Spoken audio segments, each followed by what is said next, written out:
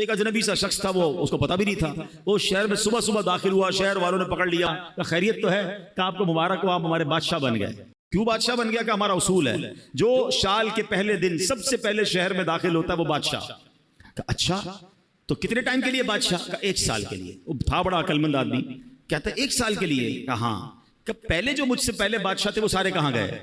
کہ وہ 1 سال حکومت کرتے ہیں، پھر ہم ان کو ایک جنگل میں جا کے پھینک کے آ جاتے ہیں، اور اس جنگل کے اندر وہ بھوکا پیاسا مر جاتا ہے، اگر بھوکا پیاسا نہیں مرتا تو سانپ بچھو کھا جاتے ہیں۔ اس نے کہا اچھا۔ اب اس نے بڑی عقل بندی کی، اس نے پہلے تو پورے شہر والوں کے کام بڑے اچھے کیے، ان کے مسائل حل کیے، اور پھر غیر محسوس انداز میں اس نے اس شہر سے اس جنگل تک کا روڈ بنوایا۔ اچھا روڈ بن گیا تو وہاں اس نے لوگوں کو بسانا شروع کیا، آہستہ آہستہ کھانے پینے کی دکانیں بھی وہاں لگا دی۔ اب جب سال پورا ہوا تو لوگوں کو کہا ٹھیک ہے بھائی میرا ٹائم پورا ہو گیا، مجھے بھی اسی جنگل میں چھوڑ کے آ جاؤ۔ تو جو شہر کے بڑے لوگ تھے انہوں نے کہا آپ بڑے سمجھدار ہیں، آپ نے اس جنگل بیابان کو بھی شہر بنا دیا، ادھر بھی جناب اتنی رونق کر دی کہ ہم آپ کو ادھر بھی لے کے جائیں گے تو آپ کو کوئی پرابلم نہیں ہوگی، ہمیں ایسے ہی عقل مند بادشاہ کی ضرورت تھی، اب ہم سب نے مل کر فیصلہ کیا ہے آپ ہی ہمارے بادشاہ رہیں گے۔